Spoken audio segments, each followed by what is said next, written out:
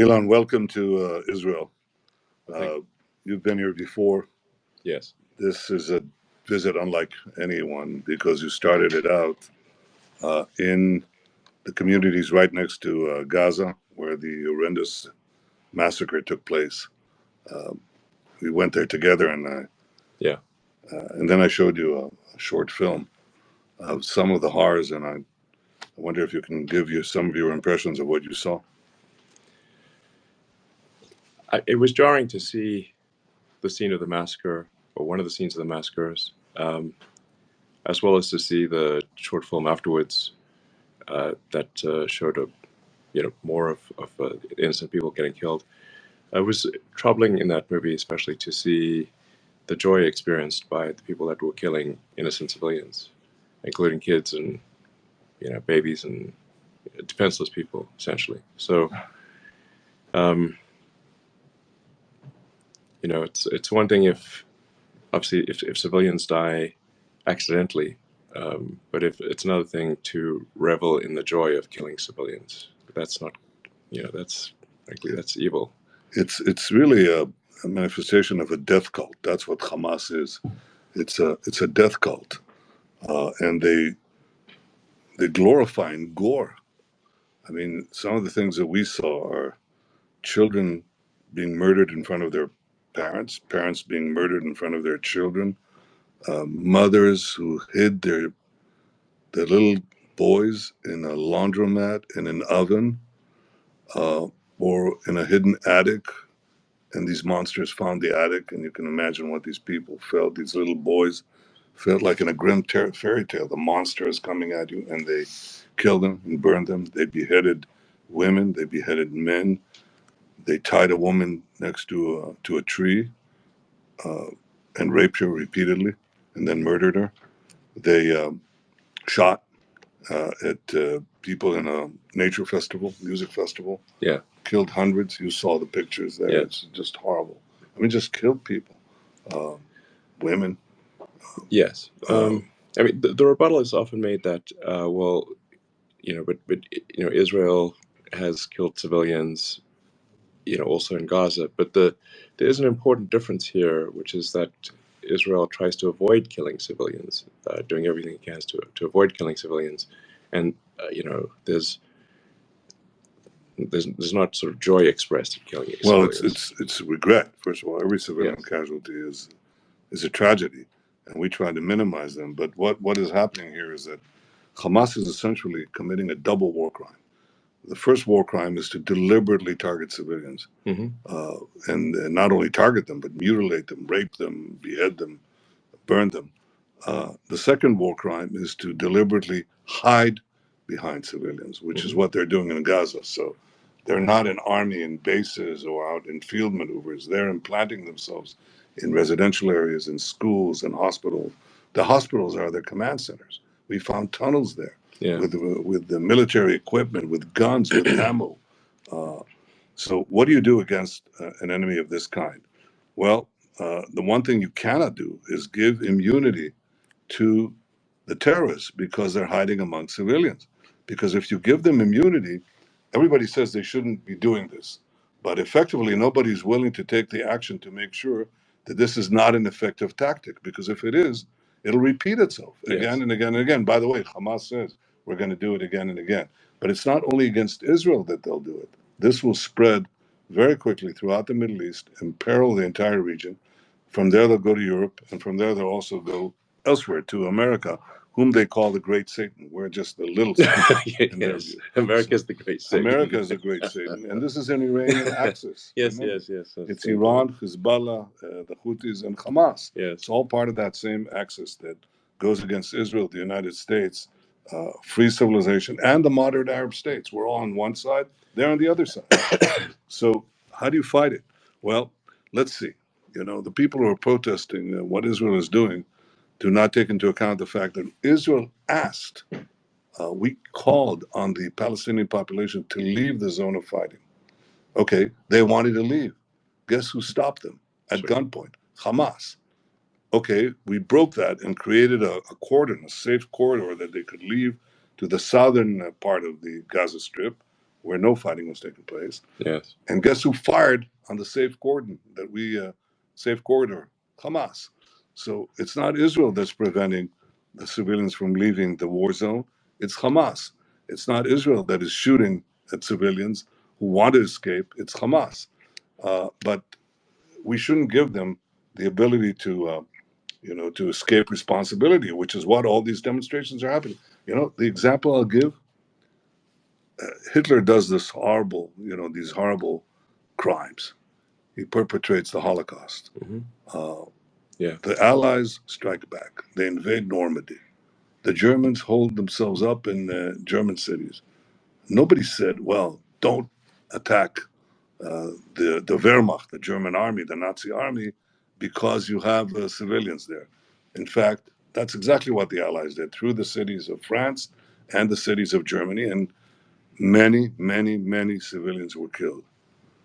I don't know what history would be like if you had, the kind of mass communications that we have today, and protests would have been launched against the Allies on behalf Yeah. of the Probably. Nazis, because as the German chancellor who visited Israel and saw these horrors, he said, "Hamas are the new Nazis. Hamas are the new Nazis," and people are demonstrating either out of ignorance or out of malevolence. They're protesting Yeah. for the wrong side. I mean, it was troubling to see massive protests in almost every major city um, in favor of Hamas, they'll generally characterize it as sort of a Free Palestine movement. Um, and I think one can generally agree that we want a good future for Palestinians, and we want to you know I mean the challenge is really how do you get rid of the ones who are hell bent on murdering Jewish people, um, while minimizing civilian casualties, and then ultimately stopping the sort of propaganda that is Yeah. convincing people to engage in murder. So that at the end of the day, that's really essential is to figure out, okay, how are they being trained to have these to believe that murdering and having joy at the death of civilians is a good thing, and to stop that training. Well, I think you hit the nail on the head, because we have first a mission to destroy Hamas. Nothing's going to stop that, because if you want peace, destroy Hamas. If you want security, destroy Hamas. If you want a better life for the Palestinians in Gaza who've been hijacked by Hamas, destroy Hamas. All of that is a precursor to the question that you asked. You first have to get rid of the poisonous regime, as you did in Germany, as you did in Japan, Yeah. in World War II. These were two. There's no choice. There's no Okay, choice. so that's a prerequisite. Yes. There's no But choice. but then look at what happened. I mean, what you had in Germany was denazification, and what you had in Japan under Douglas MacArthur was a cultural reformation. Hmm. And Japan that you visit today is so different from Japan of the 1930s. Yeah. Germany that you visit today is so different from Germany of the 1930s. Well, is that possible in the Arab world? And I categorically say, of course it is, because we've seen it already in two places. We've seen it in the Gulf states, and we see that when you visit Dubai or when you visit Abu Dhabi or when you visit Bahrain, you see something entirely different. Sure. There was, in fact, a cultural change there. And let me say that same thing is, in my opinion, happening uh, to a considerable extent in Saudi Arabia. The de radicalization of these Muslim countries, these Arab countries, is some of it already took place, some of it is taking place. Yeah. But there's another country with a substantial Arab minority where that is already taken place, and that's called Israel. Yeah. 20% of our citizens are Arabs, most of them Muslim. Right. They serve on, in high places in the academy, in the Supreme Court, in the Knesset, and so on. And I'm not saying that there isn't some radicalism there, but mostly there isn't. Right. And in fact, they're integrated into the society. So we have to do the same thing. We have to demilitarize Gaza after the destruction of Hamas, and we have to de-radicalize Gaza, and that will take some time, especially work on the mosques and on the schools. That's where children are, imbibe their values. Yeah. And then we have to also rebuild Gaza, and I hope to have our Arab friends help in that context. Yeah, and I'd like to help as well. So I think it's important to pair firmness in taking out the terrorists, those who wish or intent on murder, and then at the same time to then help those who remain, which is also what happened in Germany and Japan. Exactly right. It's interesting because this is quite a rare thing in history. Usually, the victor pillages the loser, and if you look at it after World War I, the Treaty of Versailles was a big mistake, and it created immense bitterness in Germany, and it's part of what led to World War II. And then World War II, that people realized, listen, we actually need to rebuild the economies, and instead of punishing them. And so, you had the rebuilding of Japan, rebuilding of Germany and much of Europe, and then we've had peace and prosperity for a long time. I think that this is possible, but it has that small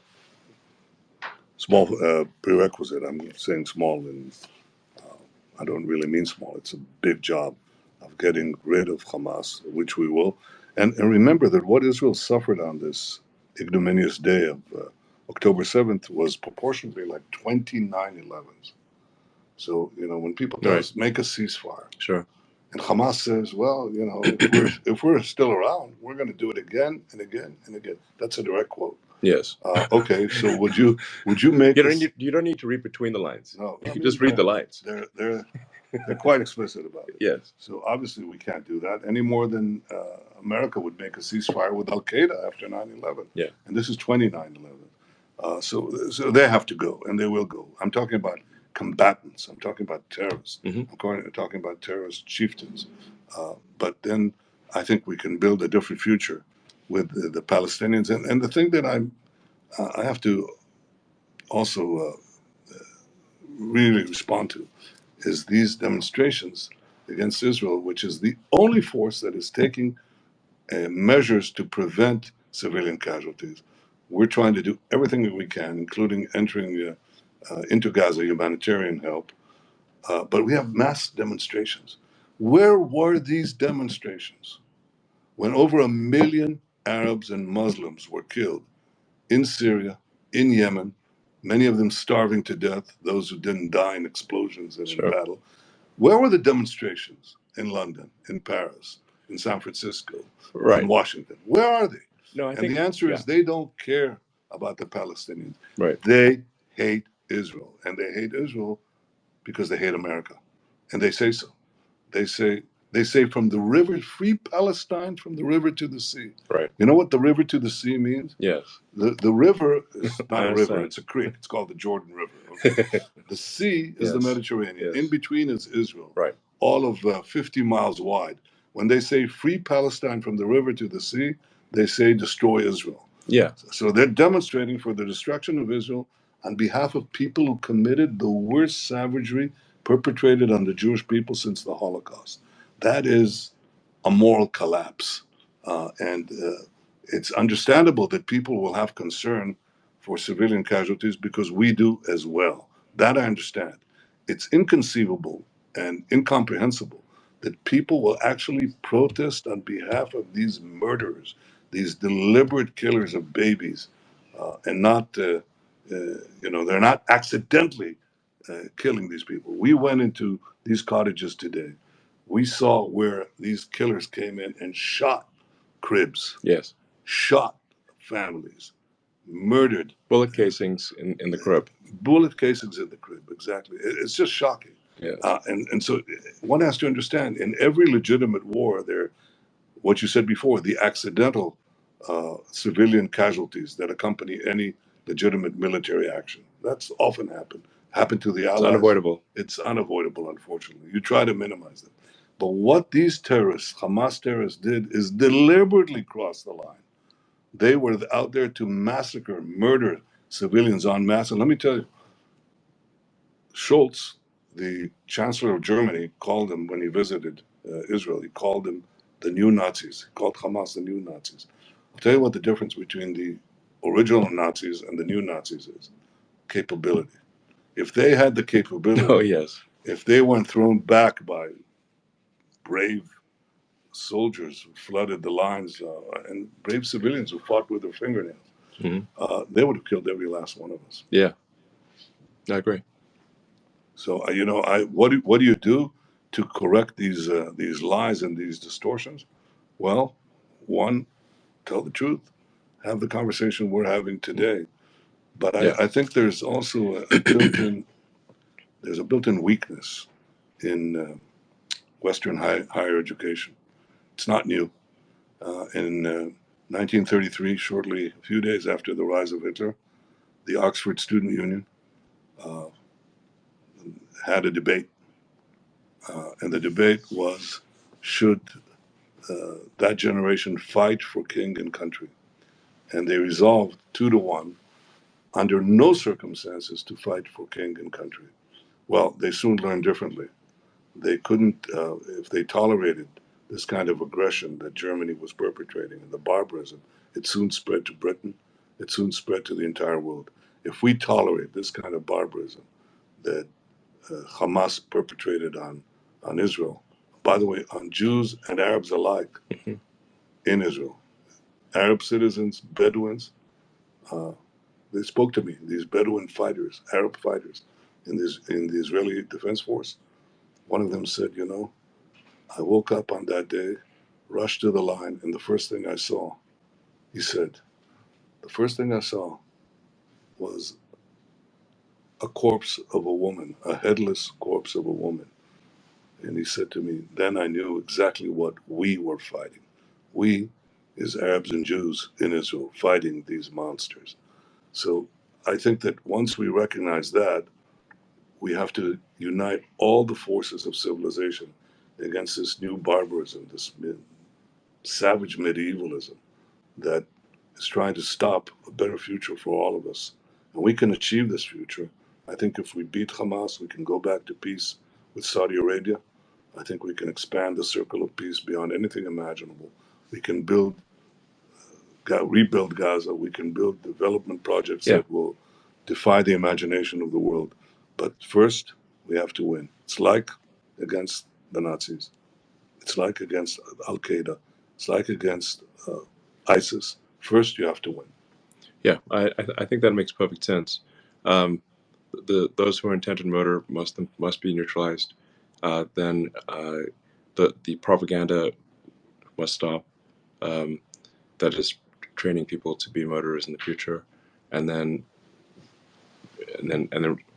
making Gaza prosperous. And if that happens, I think it will be a good future. Well, I hope you'll be involved in it. And I'd love to help. And the fact that you came here, I think, speaks volumes of your commitment to try to secure a better future. I wish we had more time. The last time we spoke about AI. Yeah. And I think even here in this short visit, you had a glimpse of the great talents that are available here. There's tremendous talent in Israel.